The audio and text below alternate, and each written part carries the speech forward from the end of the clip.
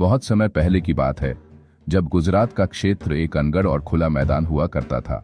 इस क्षेत्र में एक छोटे से गांव का नाम कर्णावती था। यह गांव साबरमती नदी के किनारे बसा हुआ था और यहाँ के लोग अपनी साधारण जिंदगी व्यतीत करते थे। परंतु इस भूमि की किस्मत बदलने वाली थी। कहानी की शुरुआत एक असाधारण घटना से होती है। गुजरात के सुल्तान अपनी सेना के साथ इस क्षेत्र में आए। वह एक नई राजधानी की खोज में थे जो उनकी महानता को प्रदर्शित कर सके। उनकी योजना एक ऐसा शहर बसाने की थी जो कला, संस्कृति और व्यापार का केंद्र बन सके। लेकिन इस क्षेत्र में कुछ रहस्यमय घटनाएं भी हो रही थीं जो उनके सपनों को चुनौती देने वाली थीं। सुल्तान की प्रेरणा और रहस्यमय घटना। एक दिन सुल्तान और उनके सहयोगी सुबह की सैर पर निकले। जब वह साबरमती नदी के पास पहुंचे तो उन्होंने एक असाधारण दृश्य देखा। एक कुत्ता और खरगोश आपस में भिड़ रहे थे। यह बात बड़ी अजीब थी, क्योंकि आमतौर पर खरगोश डरपोक होते हैं और कुत्तों से बचने की कोशिश करते हैं, लेकिन इस दृश्य में खरगोश कुत्ते पर साहसिक हमला कर रहा था। सुल्तान इस दृश्य को देखकर दंग रह गए। उन्होंने इसे साहस और शक्ति का प्रतीक माना। लेकिन उसी समय उनके एक दरबारी ने नदी के पार एक रहस्यमय धुंध देखी। ऐसा लगता था जैसे उस धुंध में कोई आकृति मौजूद है। कुछ सैनिकों ने कहा कि उन्होंने रात में वहां अजीब आवाजें सुनी थीं। सुल्तान ने इसे अंधविश्वास मानते हुए अनदेखा कर दिया, लेकिन उनके मन में एक हल्की बेचैनी ने जन्म लिया। शहर की योजना और अज्ञात शक्ति का हस्तक्षेप। सुल्तान ने शहर की योजना बनाना शुरू किया। उन्होंने विशेषज्ञ वास्तुकारों, शिल्पकारों और मजदूरों को बुलाया। शहर की नींव साबरमती नदी के किनारे रखी गई, लेकिन नींव रखते समय मजदूरों को अजीब घटनाओं का सामना करना पड़ा। रातों रात नींव की ईंटें खिसक जाती थीं। कुछ मजदूरों ने बताया कि उन्होंने रात में सफेद कपड़ों में एक महिला को नदी के पास घूमते देखा। इन घटनाओं ने सुल्तान को चिंता में डाल दिया। उन्होंने शहर के एक प्रमुख सूफी को बुलाया। सूफी ने कहा कि इस भूमि पर एक प्राचीन आत्मा की छाया है जो अपने स्थान को लेकर असुरक्षित महसूस कर रही है। आत्मा को शांति देने के लिए एक विशेष दुआ करनी होगी।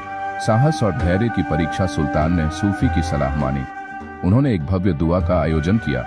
जैसे ही दुआ संपन्न हुई, अजीब घटनाएं अचानक समाप्त हो गईं। मजदूरों का काम बिना किसी बाधा के चलने लगा। लेकिन सुल्तान को ऐसा महसूस हुआ कि यह घटना उन्हें एक बड़ी चुनौती की तैयारी करने का संकेत दे रही थी। कला, संस्कृति और गुप्त संकेत। अहमदाबाद में कला और संस्कृति का विकास हुआ, लेकिन जैसे जैसे मस्जिदों और महलों का निर्माण होता गया, रहस्यमय संकेत उभरते गए। एक मस्जिद की दीवार पर अचानक कुछ अजीब निशान दिखाई दिए जो किसी गुप्त भाषा में थे। विद्वानों ने इसे पढ़ने की कोशिश की, लेकिन इसका अर्थ समझ नहीं आया। सुल्तान ने इसे शुभ संकेत मानते हुए निर्माण कार्य जारी रखा। उन्होंने इस घटना को जनता से छिपाकर रखा ताकि भय का माहौल न बने।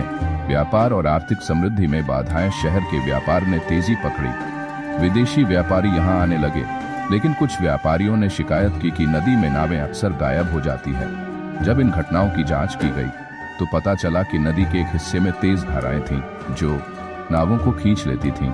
सुल्तान ने नदी के उस हिस्से पर बांध बनवाने का आदेश दिया। जब बांध का निर्माण शुरू हुआ तो मजदूरों को नदी के तल से एक पुराना ताबूत मिला।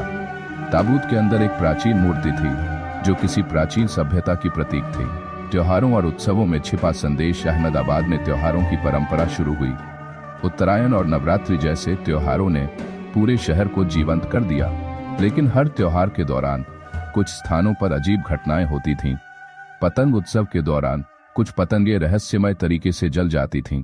नवरात्रि के दौरान गरबा करते समय एक युवा लड़की बेहोश हो गई और उसने होश में आने पर कहा कि उसने एक रहस्यमय आकृति को देखा है। यह आकृति उसे किसी छुपे खजाने की ओर इशारा कर रही थी। अहमदाबाद की विरासत और रहस्य। सुल्तान ने शहर को एक अद्वितीय पहचान दी, लेकिन यह शहर केवल एक साहस और शक्ति का प्रतीक नहीं था। यह रहस्यों और अनसुलझे कहानियों का भी गवाह बना।